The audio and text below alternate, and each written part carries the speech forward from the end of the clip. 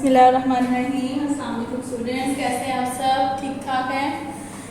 हाँ जी, तो आज हम लोग अपने होम्योस्टेसिस चैप्टर का लास्ट टॉपिक पढ़ने जा रहे हैं, जिसका नाम है डिसऑर्डर ऑफ किडनी। आपके बुक के पेज नंबर 26 से स्टार्ट हो रहा है ये टॉपिक।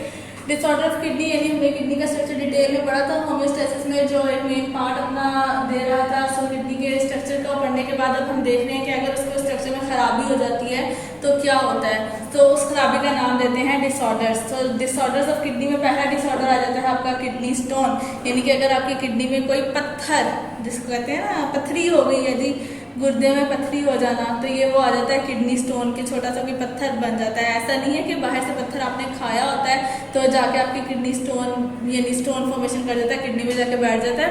आप जो चीज़ें खाते हो ना, समटाइम्स उनको उसमें आपके जिस तरह कैल्शियम ऑक्सीलेट आप बहुत ज़्यादा, जो टमाटर बहुत ज़्यादा खा रहे होते हैं, ठीक है, सो वो क्रिस्टल टाइप होता है ना, उसमें भी वैसे तो हम खा लेते हैं, हमारे लिए हार्मलेस है, नुकसान तो कोई नहीं पहुंचा रहा, लेकिन क्या होता है कि वो कहीं ना कहीं कभी ना कभी किडनी में जाकर किसी पोर्शन में उसका एक छोटा सा मॉलिक्यूल, जर्रा, एटम बैठ जाता है। फिर उसके इर्द गिर्द आहिस्ता आहिस्ता आहिस्ता आहिस्ता जब भी आप खाते हो बाकी सारे भी जाते हो, वो स्टिक करना शुरू कर देते हैं उसके साथ, और फिर एक टाइम आता है कि वो छोटी सी एक, जिसको कहते हैं पथरी सी छोटी सी बन जाती है। बजरी का एक छोटा सा पत्थर उठा लो तो फिर समटाइम्स उससे बड़ा भी होता है, समटाइम्स उसके इससे छोटे छोटे पत्थर भी होते हैं, ठीक है, जो किडनी स्टोन्स की बात करी मैं।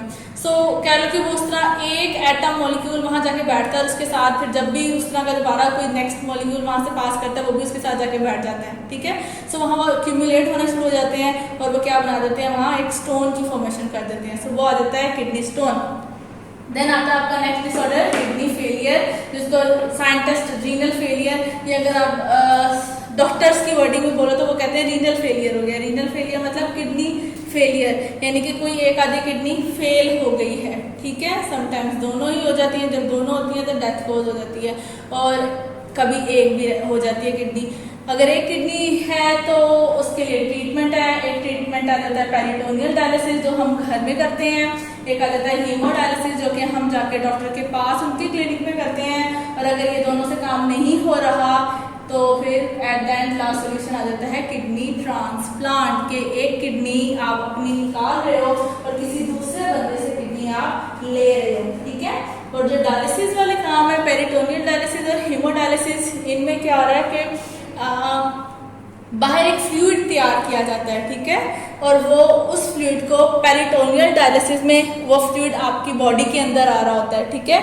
और जो हीमोडायलिसिस है उसमें फ्लूइड बाहर ही रहता है मशीनरी में, और आपकी बॉडी से ब्लड को बाहर निकाला जाता है, उस मशीनरी में पास किया जाता है ब्लड को, ठीक है। बाकी डिटेल हम लोग बुक से पढ़ते हैं। आप बुक पे आ जाए पेज नंबर 26 पर। जी students, page number 26, disorder of kidney. There are many different kidney disorders. First of all is kidney stone. When urine become concentrated, crystals of many salts, for example calcium oxalate, calcium and ammonium phosphate, uric acid etcetera are formed in it. यानी वो यहाँ पे कह रहे हैं कि जब आप पानी कम पीते हैं और आपका जो यूरिन है वो कंसंट्रेटेड होता है, जाहिर है यूरिन ने तो बनना ही बनना है, आप पानी चाहे ज़्यादा पिए या पानी कम पिए, ठीक है, क्योंकि आपने इसी में अभी ऊपर यहाँ पे पढ़ा था ना हाइपरटोनिक सॉल्यूशन, कि यूरिन ने तो बनना ही है, ऊपर उसमें ये है कि पानी कम हो जाता है और आपके जो सॉल्ट्स हैं वो ज़्यादा हो जाते हैं। तो वो यहाँ पे ये कहने कि जब आप पानी कम पीते हो ना, तो जो सॉल्ट्स हैं उन्होंने फिल्टर आउट होके ग्लोमेरुलस से आगे बोमेन कैप्सूल में या फिर रीनल ट्यूब्यूल्स में जाना ही जाना है, ठीक है। तो जब वो वहाँ जाते हैं, पानी होता नहीं है कि जिसमें वो डिजोल्व होकर इजीली आगे बह जाएं, तो क्या होता है कि वो वहाँ पर बैठ जाते हैं और फिर वहाँ पे एक्यूमुलेट होने यानी इकट्ठे होने लग जाते हैं। सच लार्ज क्रिस्टल्स कैन नॉट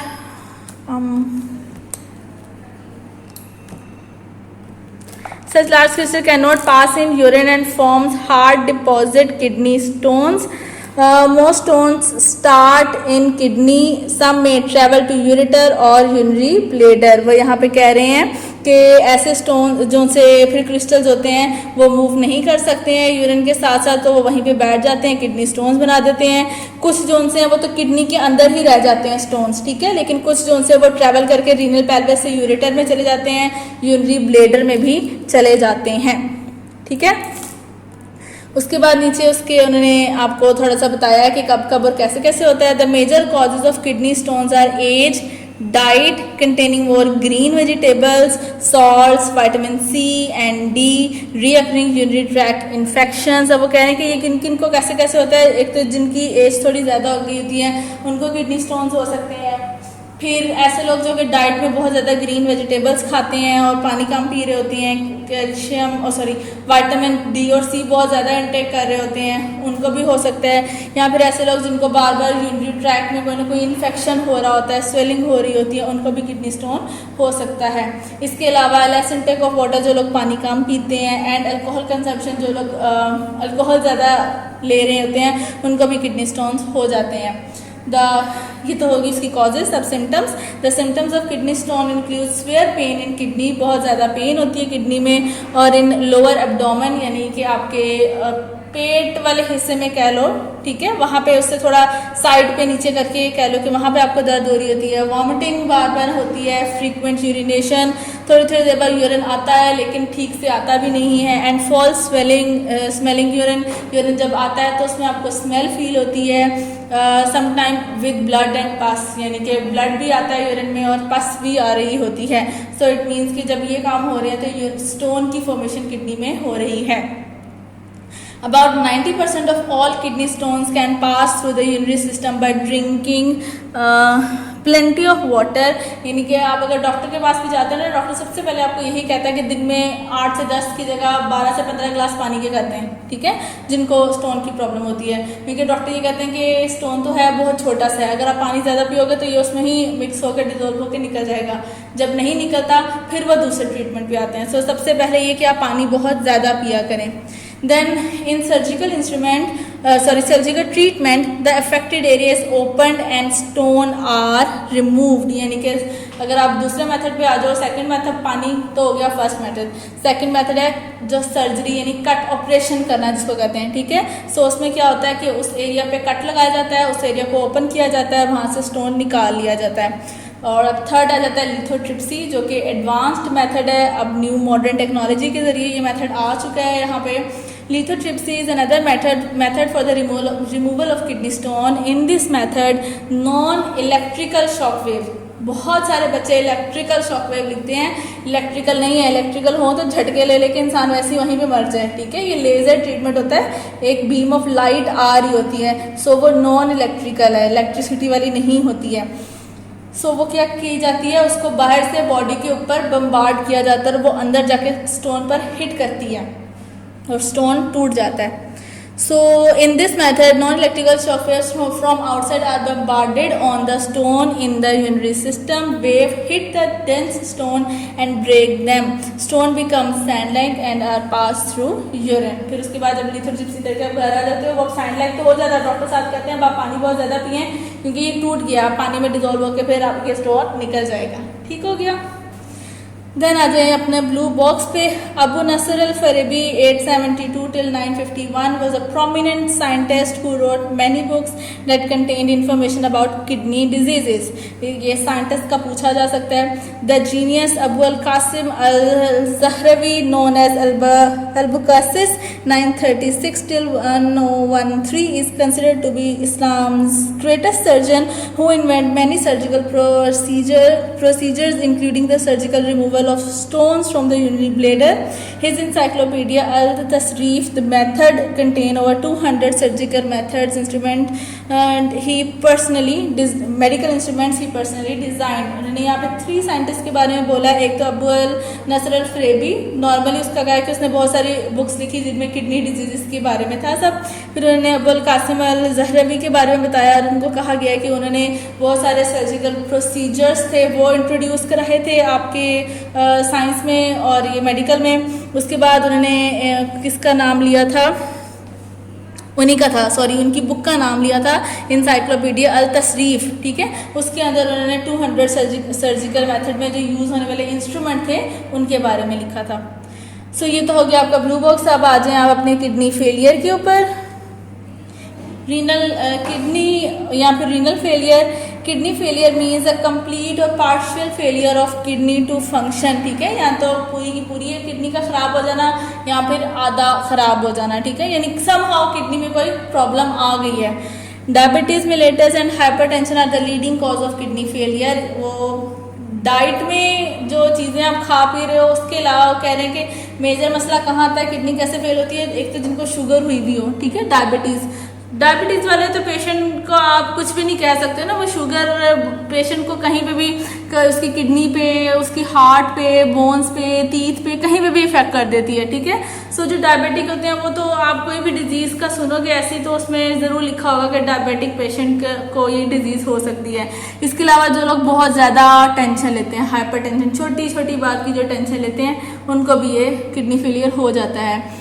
इसके अलावा कह रहे हैं certain cases sudden interruption in the blood supply to kidney and drug overdose may also result in kidney failure.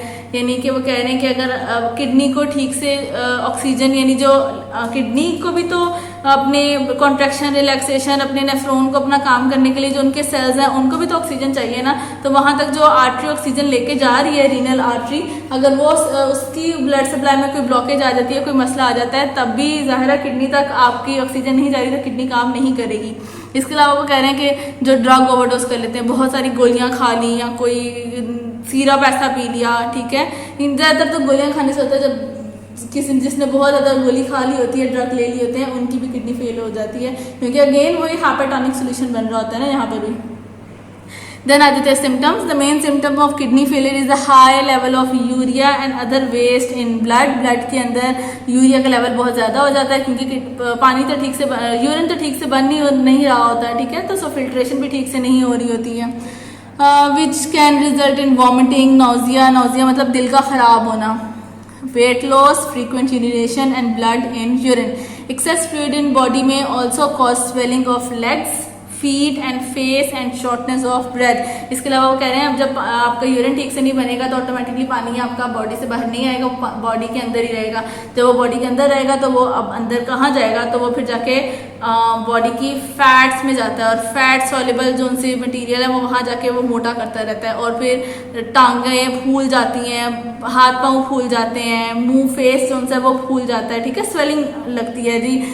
देखें मेरी टांगें सूजी हुई हैं, मेरा हाथ ये देखो सूजा हुआ है, या मेरी पाँव सूज रहे हैं। ये जो सूजने वाली जो कैफियत है ना, वो कहते हैं, वो यानी स्वेलिंग हो रही है लेग, फीट की, फेस की।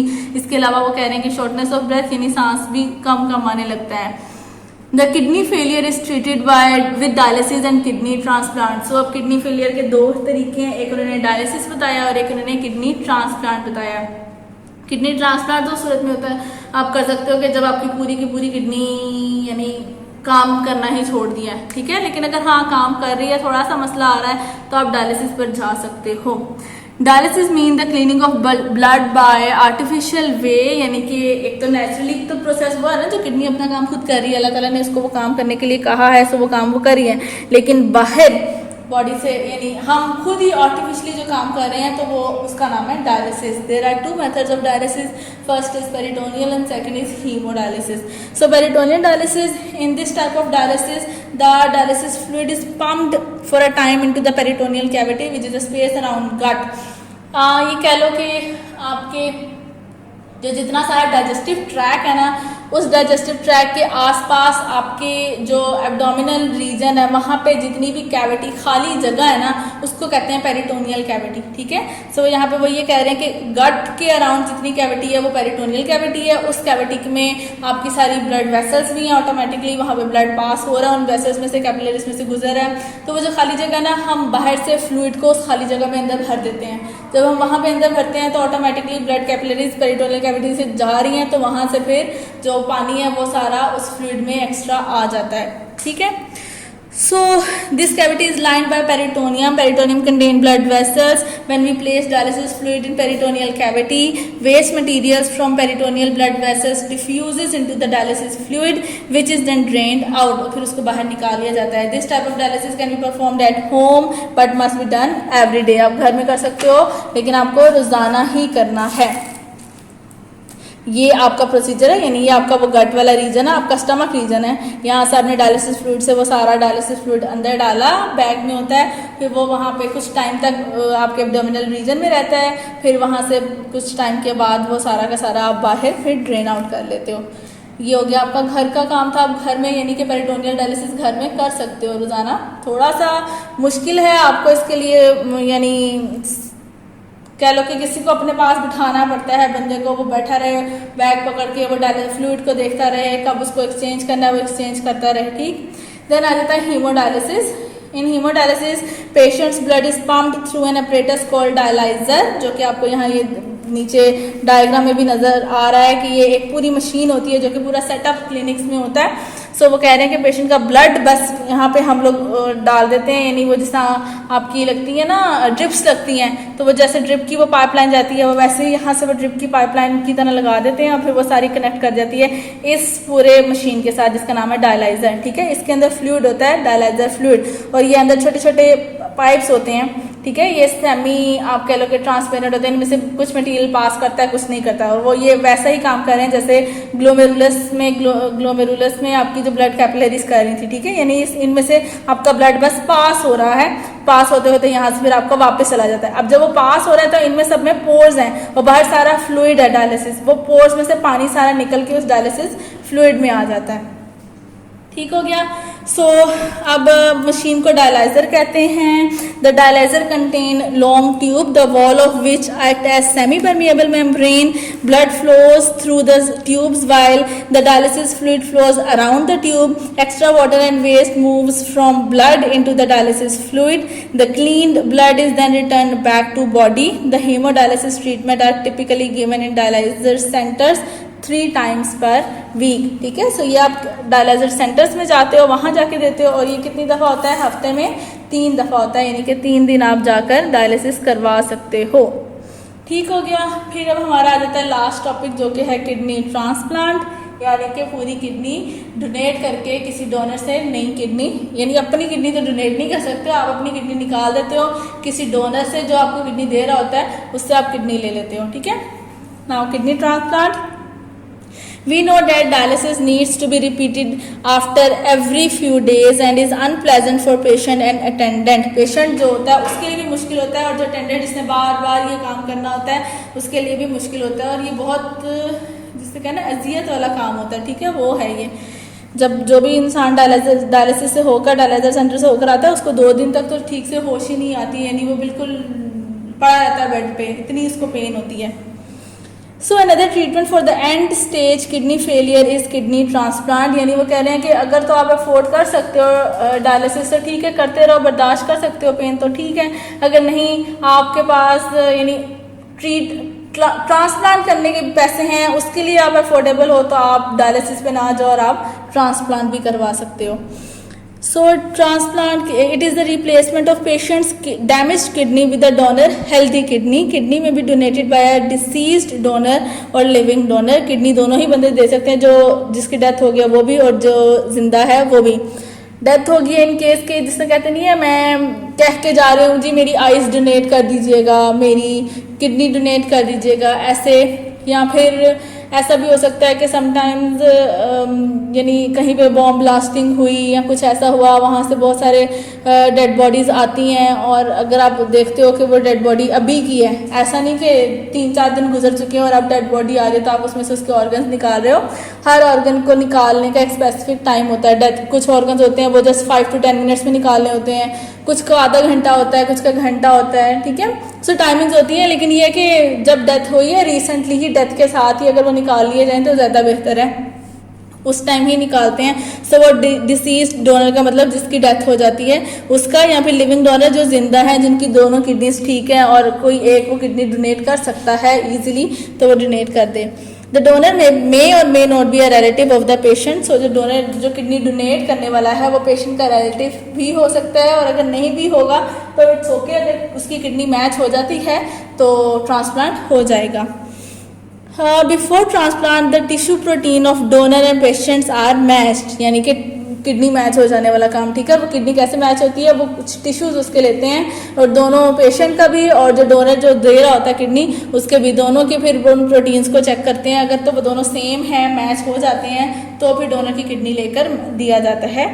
The donor's kidney is transplanted in patient's body and is connected to the patient's blood and urinary system. उसके बाद उसको उसमें ट्रांसप्लांट करके उसके सिस्टम के साथ साथ जोड़ दिया जाता है. The average lifespan for a donated kidney is 10 to 15 years. यानी कि वो नॉर्मली बोल रहे हैं कि अगर किसी बंदे को में डोनर किडनी आई है उसमें, तो वो जिंदा 10 से 15 साल तक रह सकता है. समटाइम्स इससे आगे तक भी रह जाता है, यानी सारी ज़िंदगी आगे उसकी जितनी है उसमें भी रह जाता है. और कभी कभी ये होता है कि लग तो जाती है, 6 महीने ठीक गुजरते हैं, साल ठीक गुजरता है, अगले साल ही प्रॉब्लम शुरू हो जाती है. या 6 महीने तो ठीक गुजरते हैं, 7वें महीने में प्रॉब्लम शुरू हो जाती है. ठीक है, महीने 2 महीने ठीक गुजरे हैं, 3रे महीने प्रॉब्लम हो जाती है. ठीक, सो ये 50-50 चांसेस हैं. अगर तो मैच हो जाती है और आपकी अपनी बॉडी यानी जो पेशेंट था उसकी बॉडी उसको अपना समझ लेती है, तो वेल एंड गुड, ज़िंदगी आगे अच्छी गुजर जाती है. अगर बॉडी उसको अपना नहीं समझती है, उसको रिजेक्ट करती रहती है, तो फिर मुश्किल हो जाती है. When a transplant fail, the patient may be given a second kidney transplant. In this situation, the patient is treated through dialysis for some intermediary time. यानी वो कह रहे हैं कि अगर उन्होंने किडनी को ट्रांसप्लांट किया है और उसके बाद भी वो ट्रांसप्लांट होने के बाद भी वो किडनी ठीक नहीं काम कर रही है, तो वो कह रहे हैं कि दूसरा ट्रांसप्लांट भी हो सकता है. और वो अब ज़ाहिर उसी टाइम तो साथ होगा नहीं जब तक कोई और दूसरा डोनर नहीं मिलता. तो वो कह रहे हैं तब तक के लिए फिर अगेन डायलिसिस पे वो बंदा चला जाता है. प्रॉब्लम्स आफ्टर अ ट्रांसप्लांट में इंक्लूड ट्रांसप्लांट रिजेक्शन, जो कि मैंने अभी बात की है कि ट्रांसप्लांट होने के बाद भी प्रॉब्लम्स आती हैं. और पहली प्रॉब्लम वो यही कह रहे हैं कि ट्रांसप्लांट रिजेक्शन हो जाते हैं, यानी बॉडी उसको एक्सेप्ट ही नहीं कर रही होती. उसके अलावा इन्फेक्शन हो सकता है बॉडी में, इम्बैलेंस इन बॉडी सॉल्ट्स, यानी कि अभी वो ठीक से जो किडनी ट्रांसप्लांट हुई है वो ठीक से काम नहीं कर रही है, सॉल्ट्स को ठीक से एब्जॉर्ब बॉडी में से नहीं कर रही है, which can lead to bone problems and ulcer. So अगर सॉल्ट्स ठीक से नहीं बॉडी से बाहर आएंगे तो वो प्रॉब्लम क्रिएट करेंगे, बोन्स की प्रॉब्लम हो जाएगी, अल्सर हो जाएगा. ठीक है, आपका टॉपिक यहाँ तक, आपका चैप्टर कंप्लीट हो गया सारा. आपका टॉपिक्स मैंने आपको समझा दिए हैं. अब ये भी टॉपिक सारे लॉन्ग के थे. किडनी ट्रांसप्लांट लॉन्ग टॉपिक आ जाता है, डायलिसिस पे लॉन्ग टॉपिक आ जाता है, किडनी स्टोन पे लॉन्ग टॉपिक आ जाता है. सो ये आपका अगला सारा जितना भी काम है, सारा का सारा लॉन्ग टॉपिक पे है. यूरिनरी सिस्टम से आगे आपका सारा लॉन्ग है. ये सब आपने याद करना है, लिखना है, डायग्राम्स को अच्छे से बनाना है, प्रिपेयर करना है. ओके, अल्लाह हाफिज़.